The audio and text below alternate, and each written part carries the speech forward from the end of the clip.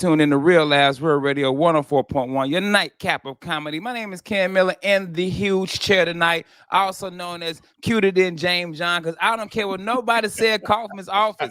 Y'all watch this show on YouTube. Who cuter? I need y'all to comment. I'm way cuter than James, Miguel, and Kaufman. I don't know what's wrong with these people, bro. You know why? Because you ain't cuddly.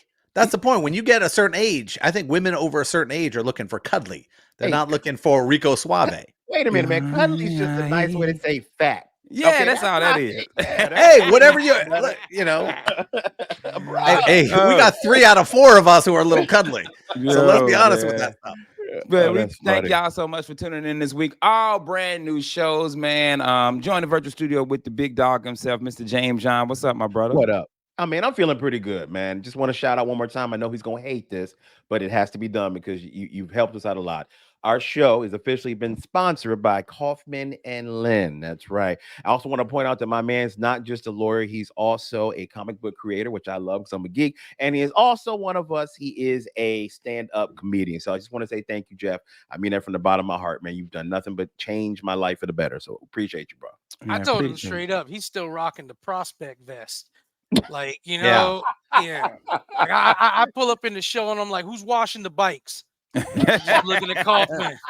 Yeah, the bike. Hey, in a regular bike. Oh, it's a 10-speed. It's a 10-speed. Yes. And I don't understand how Miguel's got the 3-wheeler. Who's he kidding? I got the 10-speed for riding the Publix downtown, and I've only used like 3 gears because if it takes more gears, I'm like, oh, I'm driving. Yo, hey Miguel, why you BSing? I don't think I've ever changed the gears on the 10-speed. Me either. There's one for going up a hill where it gets a little tighter, but no, you never use those downhill gears. Where it's like, oh no, man, you just ghost ride. You ride. I really had to think about that, bro. I have never actually changed gear. I also don't know how to drive a stick shift, so maybe that's why. Yeah, I don't like driving a stick shift, bro. I can drive. Every man should know how to drive a stick shift. It'll give you the opportunity to drive some dope vehicles, and it also, like, if you're in Europe and stuff like that, it's pretty much what you're driving. But I'll go on record. I don't enjoy shifting gears in the city all day long. Nope. Downshifting, man. And I'll tell you this much. Hey, I went to Jamaica. I stayed in Trelawney, and we went to Kingston one day, and I drove. And bro, you want to talk about this shifting while driving on the other side of the vehicle? Oh, that's weird. Bro, left hand shifting. Oh man, I was burning gears out. Like I was like, bro. My mind is trying to figure out like moving my left. No, I couldn't do it. It's like servicing yourself with a different hand. I was like, this is gross. She don't know me. This don't even feel like me. Stranger. Hey, you was doing the McMahon. Stranger danger. Yeah, it's McMahon in it. The McMahon. You don't know me. You don't know me. Hey, so Kaufman will know this. So in the military, we have a Humvee 5 tons and a deuce and a half. The deuce and a half is a stick. Yeah. And they tried to train me on it. I couldn't drive it, bro. You couldn't. I had a medical deuce. I did one of those for about 6 weeks. I was in charge of the drop zones, and there are these huge Tonka trucks with these monster tires. So yeah, it's serious. You're like, oh no, the driver shot. Miller, get in there. Oh, I passed. Hey, you know what they did? I was the first sergeant driver. Yeah, I start off as the lieutenant driver, which that's in the front. So you in front of the convoy. Yeah, and then the lieutenant was like, "Hey, I want to move Private Miller to the first sergeant driver." And they was like, "Is he in trouble?" Like, no, he is a model soldier. I can't stop laughing. He is too fun, and he up front, so he got to be serious. And he's like 26 years old at that if. He's fresh out of West Point, and I'm in there killing this dude. First sergeant, 35 years old, don't care about nothing you have to say. My first sergeant was from Guam, and he had like a super accent. He was like, Private Miller, it is Wednesday. He would say Wednesday. And he said, this is what it really killed me. He had said something to me. He said, is you Deef? Private Miller, it's Wednesday. Are you Deef? I was like, I'm DTF if you are. Just tell me who. bro. Runner McMahon. Oh, First Sergeant Santos, man. That dude. Oh, he must have been Filipino. He must have been Filipino. I mean, he might have been Filipino. Bro, let me tell you something. Kenneth, it's First Sergeant Santos. Yo. It's Wednesday. Hey, dude. All them first sergeants we had in Signal Corps were Filipino from Guam. I think I had one white first sergeant and one black first sergeant. But all my first sergeants when I was in Fort Huachuca in the Signal Corps were all either Filipino or they were from Guam. Yeah, but they weren't the Beasts. The Beasts were the sergeant majors. Man, let me tell you. The one dude who was in Vietnam and he'd come down and give you that look like he had killed like 30 people just to get that job. And nobody screwed with him. Nobody screwed with Sergeant Major. Dude, we had these Sergeant Major of our company, and then I think we had the base Sergeant Major. And the base Sergeant Major was this cool older black dude, had a little fro. He had 36 years in. He ready to retire. So he ain't really caring. He would talk to us like, we was like his nephews. But he was close. Now, our Sergeant Major of our battalion, that dude was a true a-hole. He was scary too. Scary, bro. I'm like, yo, dude, but like you said, the lieutenants were so much fun because they were fresh out. They were our age. Well, they don't know anything. I mean, they're cherries, fresh out, bro. Guys. Fresh. But we had one dude. He's like, I ain't your little friend. But then, so what y'all doing the day after work? Oh, is that the one of the basketball? Now we're friends. Is that the one that cheated in the basketball game that time? No, dude. Now that was a whole nother company, the one I was gonna fight, and then then the sergeant, the cool sergeant major was in the sauna, in the towel. Like, yo, so what up, Private Miller? I said, man, I messed the game up. I got kicked out. He said, what happened? I said, man, this lieutenant grabbed me, and I told him I was gonna F him up. Like, you did the right thing, Private. That's crazy. We enlisted. We're enlisted. No, you can't get away with that. You said you did the right thing, and then they tried to get us banned from the league. But I can't remember if it was a captain or who it was. They was like, nah, you guys are playing ball. If that's the case, y'all need to be in 2 separate leagues. Y'all don't but Sergeant Major will take care of you. Like I had this lieutenant who tried to take me out, and he goes, have a meeting. I went into the colonel's office, and Sergeant Major was there. Sergeant Major goes, I got this. You could go, Colonel. And he walks out. He goes, and the Sergeant Major goes, I'm gonna yell for about 20 minutes. Just sit here, don't look at me, and then climb out the window.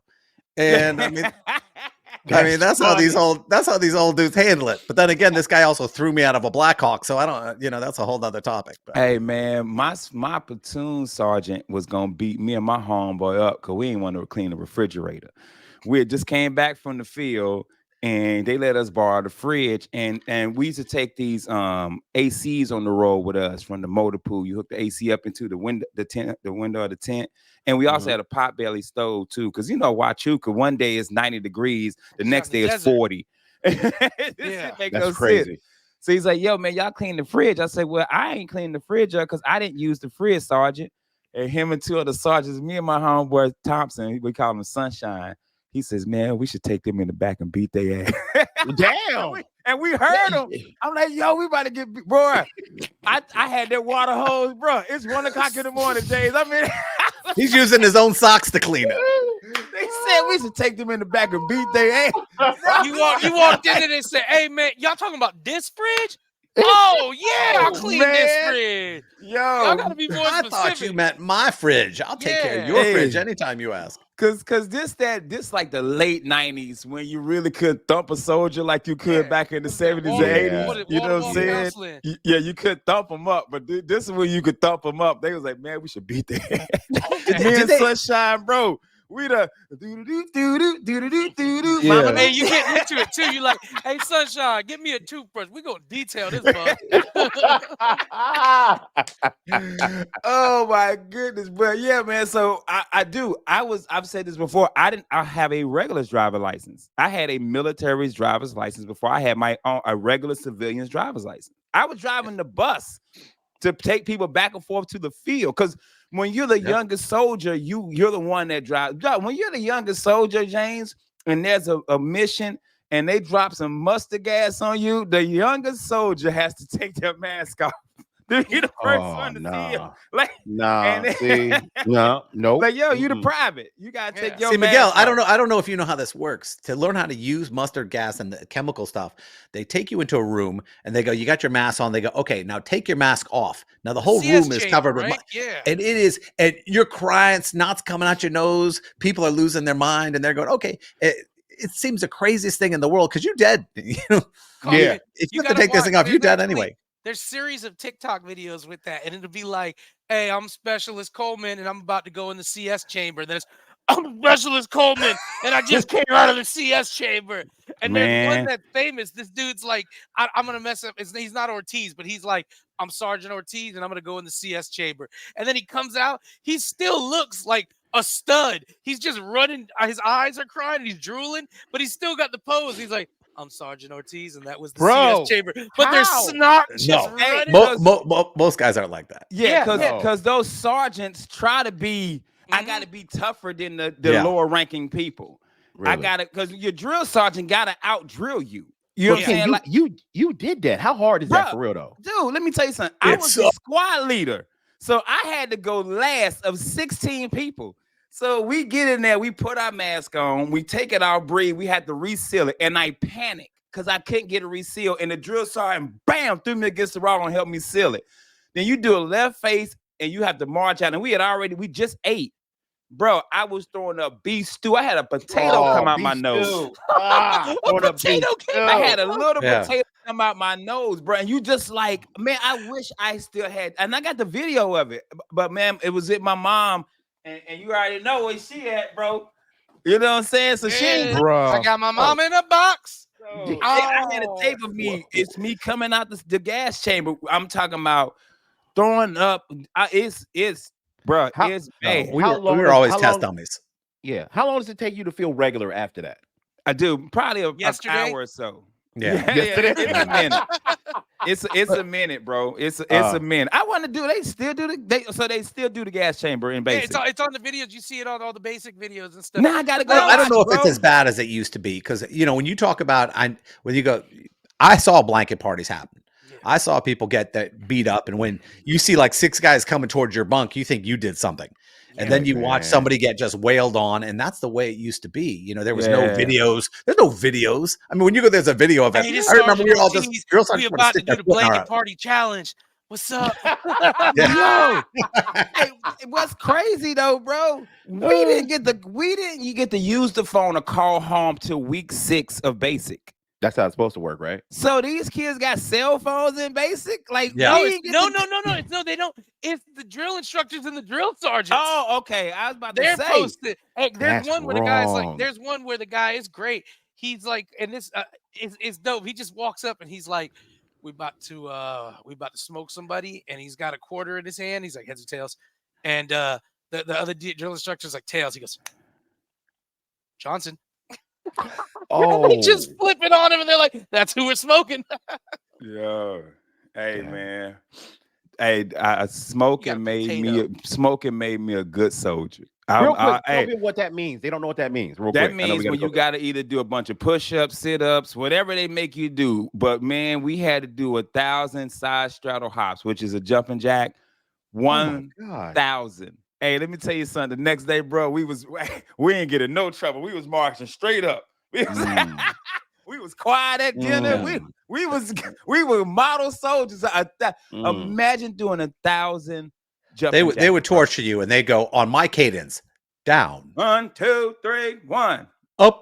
And it was like you'd be down there for like 30 seconds. Go, you better stay up. Pure evil. So we got to go to commercial break. So first, Santos, if you listening, it's Wednesday. Well, technically it's Tuesday, but we'll be right back. Real Labs, Real Radio 104.1. Family, we are back. Real Labs, Real Radio 104.1. Your nightcap of comedy. My name is Kyan Miller in the big chat now, aka Cuter Than James, aka Baby Idris Alba. Look me up, bro. I'm fine. I'm a cutie pie, bro. I'm a cutie patootie, bro. Yes, man. I'm sugar and spice and everything nice and oxtails.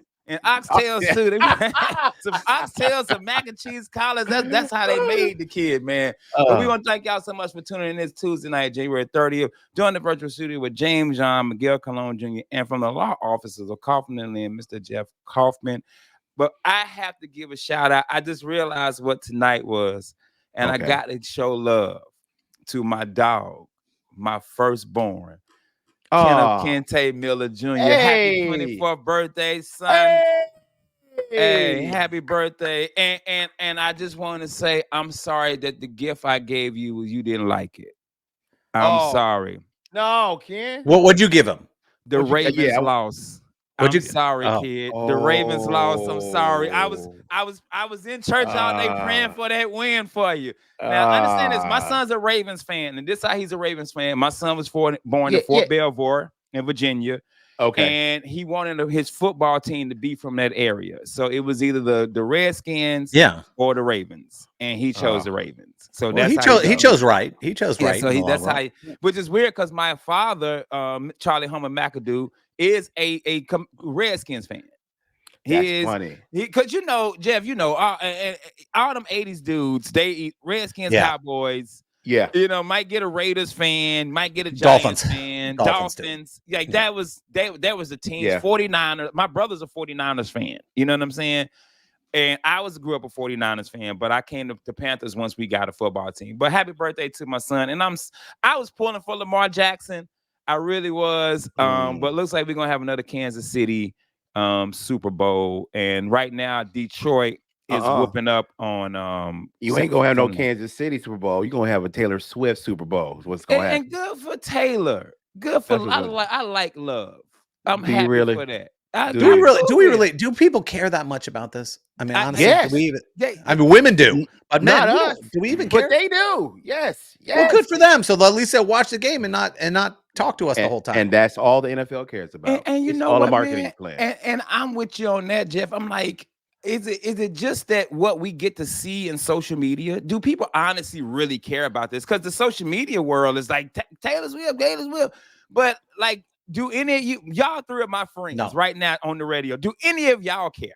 No, I don't care about those kids who identify as a cat. And social media is like, do you know there's a kid in school right now who identifies as a cat? I'm like, I don't. Right. I don't. No. So he don't got a family. Okay. Yeah. So I don't know. So if I kill him, technically I'm putting him to sleep. It's not the same thing. Hey, technically, if I pop him one time, he got to have 8 more lives, right? That's funny. No, I have every woman in my office loves this Taylor Swift Travis thing.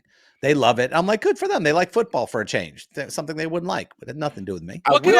What could make us love something that traditionally women love?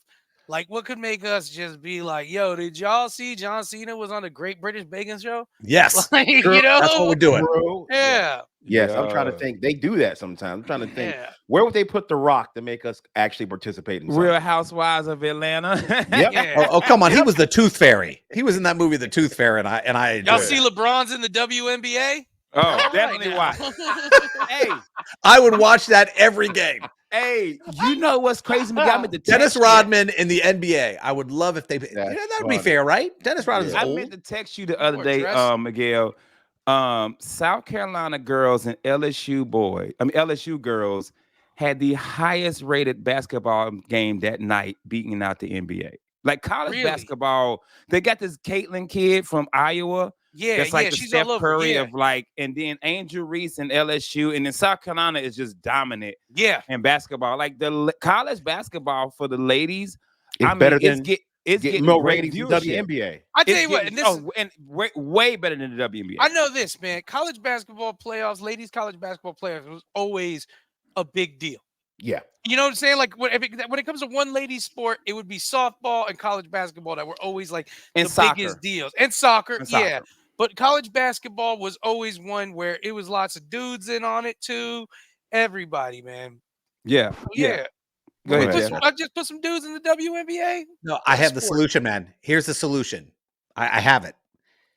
Once a male player is over 40, he can play in the WNBA. Yeah, I thought the same thing, man. Let's put him out. How great would that be? Wait a minute. Wait a minute. You're talking Allen Iverson. You're talking all these guys who are now in China and everything else. Bitches ain't ready to get crossed over by 45-year-old AI.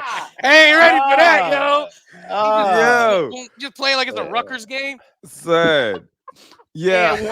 Hey, Miguel, I gotta agree with you on that. I remember when UConn was on that run. Oh yeah. And Tennessee with Tennessee? Tennessee. Pat Summit. And they were 1-2. And it was like the highest rated college basketball game of that year. You know what I'm saying? So those rivalries of Kentucky, Connecticut, Tennessee, now South Carolina and LSU. Yeah. Duke Carolina always gonna be, something in the college world, bro. So shout out to the ladies college basketball. Same thing you said, softball. When you go to the Olympics, ladies track and field. Yeah. Gymnastics. It's gymnastics. Gymnastics too. That was gonna be my next one. But Sha'Carri Richardson, bro. Yeah, she a superstar. Dog, when I tell you how they smoked Jamaica in the world champ, bro. Let me tell you something, man. Even on my young day, I couldn't beat Sha'Carri Richardson. No, bro. even when I ran track, James, bro, I couldn't run with this woman. She could have Miguel on her back and she still beat me. And still beat me, bro. There's three Kenyans talking about she's fast. All right, let's go chase this lion down. Yo, man, man. So I was gonna text you today about that, man. Let me ask y'all that real quick, man. What women's sport out there is something that you guys always have watched? Like, man, I always it's college basketball. Basketball. I love women's college basketball. Love women's gymnastics. Because women gymnasts can do things that the men can't do. Absolutely, I would say tumbling. That. The tumbling is they smoke the men in the tumbling. Mm-hmm. Anything that requires Jeff figure skating. Says women can fall better than men. Can we go live to this? Well, they're shorter. They're shorter, so they have less area to fall on. Oh my God! You said they can fall better. Hey, Serena and Venus. Yeah, I would watch them over anybody else. Yeah, I would totally watch them over anybody. Here's the thing too, and I would say this: I'm not getting like, because I've heard. I don't watch a lot of tennis at all, but there's sports where I watch stars. Even if you could tell me that star wasn't better than somebody, I'm like, I don't care. I just watch that star. Volleyball, female volleyball too. Oh yeah, I don't like men's volleyball, but I'll watch female volleyball all the time. Yeah, dude. No, it's actually really good, especially college. It's actually really good, bro. They're in the gym. It's competitive. Yeah, like those girls, they crazy. They try. Yeah, and I always laugh at it, James, because imagine you dating some girl and she volleyball and you break up and she like, oh, for real? Bam! Yeah. Your face is on the ball. She's just spiking it crazy. You got she give you the Wilson. Yeah. Yes. So, I always fear the girls that play softball in college. Bruh, hit you in the back. That ball, bro. Well, don't worry. The girls who play softball in college will be dating you. You don't have to worry about that. That is true. Hey, Venus, Serena husband get the tripping and she walk off. Oh, for real? Yeah. Hey, Serena husband, you come to the house. Serena husband answer the door. He got a black eye. You're like, what happened? He's like, I'll be acting up. I'll be acting up. I just, man. Come on in, Derek. Come on in, man. What y'all want to drink? I didn't cook. The dinner was off. The dinner was off. Hey, don't get around. Hey, that would be. Imagine that's a punishment for like prison. You know how people get stoned back in the day? You just get tennis balled. Oh, ace all day. You get ace all day. Just ace all day. Oh, come on now. I stole a car. When does this end? You get fast pitch softball all day, bro. Oh, hell no. God. That's John McEnroe. He gonna fight me too. So we get Travis Scott in here. Dude. I mean, if you even look at others, like even male sports, I would only watch golf for Tiger. I never watched golf in my life. Unless I don't even know the rules of golf, bro. Don't know the rules of golf. I just know Tiger Woods playing. That's it. That's it. I think this too, man. This is my thought. When the discussion on should biological men be allowed to play like female sports, I'm like, yeah, man. I'd like to see female sports be a little more entertaining. So I'm like, get them dudes in there, man. It'd be a developmental league, You just like, hey, man, I don't think we can put you on the Grizzlies yet, but I can put you on the Grannies. You know? No, you can't have that. You can't have it, man. I've studied Title IX. The whole point of doing this was to allow women the opportunity to compete. And when you throw, whether you like it or not, biological man has unbelievable advantage. And it's the thing with steroids. It's like a woman pumped up on steroids. She still probably can't compete with a biological man who's on the top of his game. So yeah, you can't have that. And I know people say it's not politically incorrect because most women don't want it. I'll say this though. We all know this. We all wonder about a biological man playing on a woman's team. But if any biological woman could make it on a man's team, we're like, that bitch is bad. Yeah. Hey, let me we're tell like, you something. Hey, she on the that's that girl fire. Okay. Oh, you know what the ESPN number 2 was the other day? Was a woman dunking. I mean, that was the number 2 best thing. And when I say this dunk was like, she was wide open. There was nobody in front of her. Yeah, and it was just like this little thing that you would think like a high school kid would sit up. That would make it to an ESPN highlight. Like, look at that. Look at that, my man over here. Look at Miguel like this. Hey, if I ever just bent straight over to tie my shoe, it'd be like highlight number 3. Look at this fat ass touching his foot. All right, kid. All right. They be playing Eye of the Tiger. They'd be like, that's heartwarming right there. You just don't see that. The minute I got back up, somebody just run up with a Gatorade, be like, chill, hold yourself for the playoffs, kid. Don't exert. Hey, Miguel sit up. They make it to a 30 for 30. They got They got the whole documentary, bro. Yeah, man. They got to do. The guy does the voiceovers for Inside the NFL. Miguel Colon Jr. Yeah. On a sunny August morning, all physics were denied. They'll have Jesse Owens' children talking about it's the most inspirational thing we've ever seen in athleticism. Hey, and guess what? Hey, Sophia Vergara play you in the video. I tried to do the sit-up and I couldn't. Yeah. And they were like, well, so what happened to Miguel? Yeah, he got shot coming out of the drugstore by some kid on the motorcycle. Like, what? Wait a minute. We was just on Real last night. Yeah, we got to make the story believable because he's the villain and we just got one of his ribs got pushed back by one of his boobs and he stabbed him in the heart. My man tried to do 3 sit-ups. Yeah. He flew too high. Yeah, he Icarus it. Yeah. Oh my goodness, bro! Oh, that got my face hurt, man. But right after the girl doing the nice layup, like highlight 3, she almost got it. They have quotes the miracle. Yeah. Look at him. He's gonna go for the other shoe. Oh no, he's out. He died on the field. He tried to 2-shoe it, and God bless him. He hadn't trained enough. Oh my goodness, bro. Well, that being said, we gotta take bro. Good God. Man, this day 2 back, but we gotta take a commercial break. Happy birthday to my kid, Junior. I love you, bro. Junior. I don't know what we doing tonight. We probably going somewhere drinking, and if I know it's Junior, he probably just gonna want pizza and some Crown Royal, like his father, yo. At least it's something genetic passed down to him because he ain't funny. So we'll be right back. Real Labs, Real Radio 104.1. We're back. Real Labs, Real Radio 104.1. Your nightcap of comedy. Guys, do me a favor. Go out there and follow us. Instagram, Facebook, and Twitter. Also go to YouTube and subscribe. I have put all of our shows up so you get to see these beautiful faces. And you miss any of our shows, you want to check us out in podcast format, go to iHeart, search on Real Labs, man. Also, please continue watching us on Fox 35, the News Fuse. It is doing very, very well. I woke up one morning to 18 messages because apparently after the game last week, they just played one of our segments.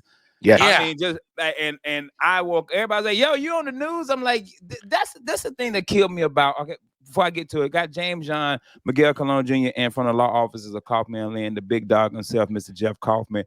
This is the thing that kills me about social media. We've been promoting this show since like November that we've been on this show, and people are like, wait a minute, when you get on TV, like I've been talking about this thing for 3 months. Yeah. It's a TikTok challenge gets to Tibet, and everybody knows but none of my friends know what I'm doing when I post something. Bruh, That's why they're always like, dude, hey man, you gotta let me know when you're doing a show. I'm like, dog, I saw you. You mean every show, every post I make?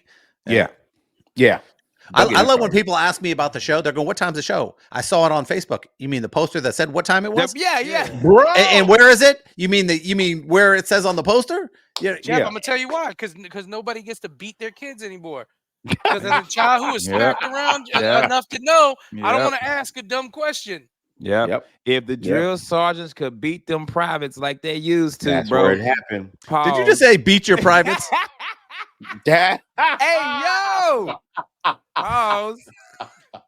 Actually, he said beat their privates. Beat the privates in the military, not your privates. Funny. Casey, I don't even know if I'm allowed to say that, but I'm Major Jacker, and I'm here to beat some privates. Bro, that is Ken, if you don't clip this up, sir. That is gonna be the clip, bro. Corporal punishment. Get over here right now. Oh man. I was having a conversation with a homie of mine. And Jeff, how long you been a lawyer now? 28 years.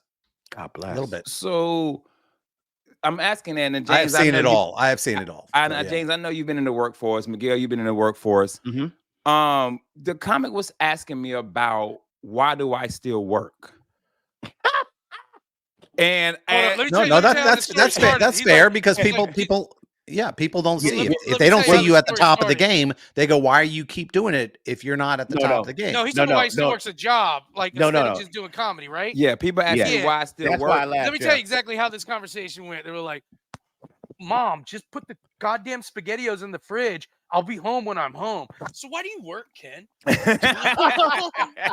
No, I know exactly what Ken is talking about. Jeff, what he's talking about is people see us do things and they assume because they see us do these shows that we are rich, like we are killing it. Right. So they're like, why do you still have a day job? That's why I laugh that way. Because they all think that. Go ahead. They really, and I told them, I said, bro, I used last year as an example. I did comedy full time. I did 43 weekends, and I maybe made $35,000. And they don't get that. They're like, but maybe. I thought y'all made like thousands. I'm like, no. And the crazy thing is, Jeff, these comics who are like, I'm gonna quit my job, and they're not even working headliners. They're barely hosts. Barely. And they want to quit their jobs, and because what they've been told, James, is you gotta struggle to make it. Okay. That is the mentality of every new comic, because they've been taught in the 80s and that you got to struggle, and the struggle is what makes your story. No, it does not. Practice makes you better, bro. Remember we had LeVar Walker on here. Makes you better. Remember we had LeVar Walker. Yes, we did. He's the pharmacist, and he was like, bro, I ain't struggling. He said, and the crazy thing is, all these comedians that's struggling, I'm killing them. Yeah. Well, hold on. When you say you talk about struggling, is that the same synonymous with fighting for what you want? No, struggling mean like I don't know if I'm gonna eat tomorrow. Because here's the deal: if they really thought struggling mattered, they'd be working as a doorman at the Improv right now and having another job, because they would know. That's right. I work at a doorman as a club. I'm going to struggle because money ain't going to be good, but I'm going to have all these comedy opportunities. If you're a doorman at the Comedy Store, if you're a doorman at the Mothership, if you're a doorman at the Improv, if you're a doorman at comedy clubs across the country, money's not going to be there. But opportunity is. Carmen Morales was a doorman. Carmen Morales was a doorman where? Over LA at was it the Comedy Store? Yeah, she was a doorman at the Comedy Store. She's a doorman for like 4 years, working. She got her HBO mini special because she was working. You'll see her on the lineups at the Comedy Store. David Jolly and Cam Patterson, they went out to Austin. They're doormen at the Motherships. They're working. So if you think struggling financially is a part of comedy, it can be, as long as you're putting yourself in the opportunities to do shows. But you and I know this. You watch these guys, and I see it. And I'm not talking that you have to be young, but I do notice that when I see the 23, the 25-year-old comedian, they walk in there, they haven't practiced their bit. They get the opportunity to guest. They're guesting. They're looking at their phones while they're they got a guest spot. And I'm like, wait a minute, somebody gave you the opportunity to have some stage time and you think you half-ass it. You don't even know your routine. I've seen that. That's a whole different thing than, hey, this is open mic night, I'm testing something out. And they think they're great. They think, oh, I had this great set, even if nobody even responded to them. I think you have to have some humility, and it doesn't exist. That's all it does. Here's the thing. The rooms, something you got to get to is the rooms you're doing, Jeff, they don't lead to any growth for anyone other than just learning your work. You go to growth rooms, you go to rooms that like, hey, so-and-so could drop in at any time, so-and-so is watching, and you watch real comedy all day long. Where they develop comedians, not just, okay, because, that's different. Like all over New York, there's comedy rooms that nobody's ever going to see you. You're never going to do well. But there are also comedy rooms scattered over there where when you get your spots there, this is work. So we're seeing a lot of people who are all just doing a hobby. So where would you say in Orlando? You say, how do you grow in Orlando then? Because you have people listening to us. You go out of Orlando. You got to go do more, man. Okay. You're not going to get, here's the deal. Orlando is a place to work, make some money, and you grow as your talent. But you're never going to be seen here, really, by somebody that's going to, Man, I have been pulling these kids to the side who are so frustrated with their comedy career here in Orlando. I said, because you're not going to get famous or get anything here. Yeah. I said, you can probably, as a feature, a really good feature, work 20 weekends in the state of Florida. If you get in with every club. And as a good feature, that's about $7,000. Right. When we not even count merch, that's $7,000. Yeah. As a good headliner in Florida, I'm talking about me, James, and Miguel. We all headline, right? Yeah. We're all headliners. We all can probably work 25 to 30 weekends a year here in the state, and we're talking about clubs, one nighters, not like private gigs. Yeah, private gigs. And that's probably for us about $30,000-$35,000. Right. Mm-hmm. You can't unless you ain't got no kids, you ain't in no debt, there's no way to make it. So like Miguel is saying, you got to get your ass up out of here. You got to go to Austin, Atlanta, hit the road. Just you have to do that. So yes, I still have a day job. Yes, yeah, you got to leave. Have a day job. Me and Miguel have told comics together and separately when they ask, because there's a misconception about me and my career.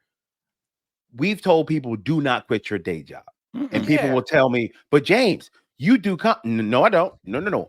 Don't be fooled. I have a day job. I have a day job. It just happens to be comedy related, but it's still a day job. Do not quit your job. I don't know very many comedians outside of Akeem, a preacher, a Carmen Morales, who all they do is comedy and they can sustain and be able to live a livable wage. I don't know any comics like that except JB Ball. Like there's so many far and few between comics who don't have a day job and can make and live off comedy. Like it's just such a hard thing to do. Am I crazy or am I right? No. And you watch some of the comics but that you can't be here and do it. You got to go to California. No, you can do it. You can do it here if you maximize your internet potential. That is if you kill it on TikTok, because Ben Brainerd left here to California to do more work, but he was already blowing up over here. Yeah. I mean, you can do it. Yeah, but guys, here's the thing I hear you saying.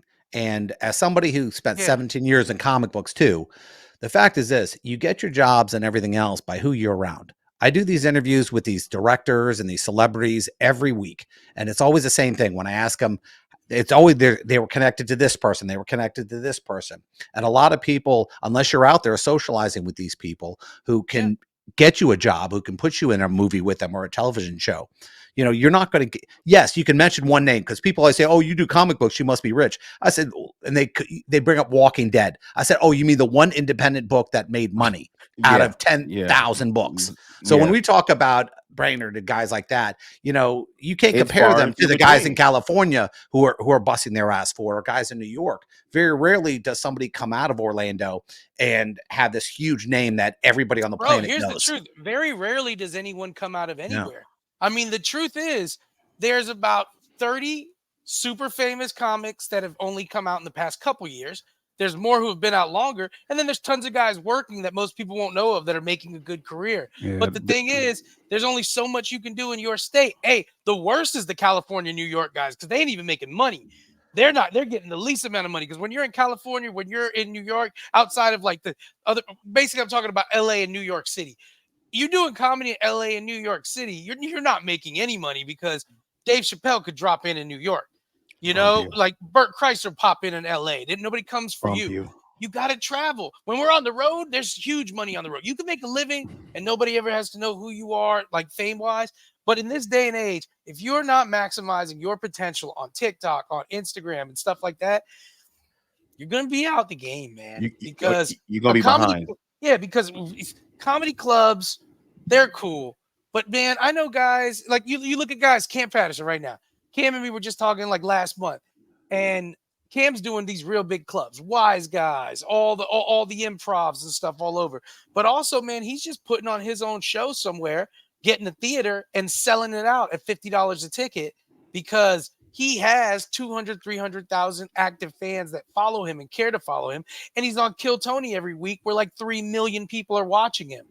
So, tonight's shows, that don't mean nothing. That's great. That's great. That's old school. I love my friends who have been on it, but it don't mean maximizing your internet potential and traveling. That's it. That's the new way. And if you don't do it, then you're not going to make it. And that's it. Oh, man. With that being said, we got to get up out of here. Before I go, I got to say it one more time. Happy birthday to my firstborn, Kenneth K. Miller Jr. And yes, all my brothers have a son that's named after them, but I only have the true Junior because they ain't got their last name. But that's a whole nother other thing. But Junior, before I go, I got to tell you, somebody else said happy birthday, bro. Your grandma wanted to let you know happy birthday, baby. This Big Mama, I'm here with Jesus and Tupac, and we want to wish you a happy birthday. Biggie's here too. We got him walking the track, baby. He don't work out. He ain't gonna make it. James, where you at this weekend, baby? Actually, my date just got canceled. I was gonna be somewhere, but the booker forgot to write it down, and he rescheduled me. So comedy. That's right. Don't quit your day job, people. I want to remind everybody that February 8th, you can definitely check us out. We got a show coming up at the Corner for Bonkers, all for the money. Interactive comedy show where you, the actual guest sitting in the audience, can win some money. Y'all need to go to whenyouneedus.com/events to get those tickets right now. Yeah, for free. We had a good one last week. Miguel Colon Jr., also Junior. Where you at this weekend, my brother? Nowhere this weekend, but I am at Mad Cats Comedy on the 9th and 10th of February. Go check that out in New Smyrna. And of course, February 8th, I'm going to be with the rest of the guys at All for the Money. And shout out to Kaufman staff, Sam and Bridget for setting up a photo shoot. Jonathan, yeah. Shout out to Jonathan, man, because he probably got to deal with the most, man. Because Sam and Bridget, they just talk. Yeah. Jonathan, man. Shout out to the staff. Kaufman, where you at this weekend, my friend? I'm actually opening for Jim Florentine Friday and Saturday night at the Corner. It's going to be a lot of fun. He's from Crank Anchors. And also Thursday night, don't forget, we have free tickets still available for the movie Argyle, which a bunch of us are actually going to too. That's right. Absolutely. This will be my go first to whenyouneedus.com/events. You're going to see these beautiful faces. This will be my first one, bro. This will be my first one, and I'm excited, man. We got to get up out of here. I'm Ken Miller James. I'm Miguel Colon Jr. from the law offices of Kaufman and Lynn. That is Mr. Jeff Kaufman. James, tell him what to do. Take your ass to bed. Good night.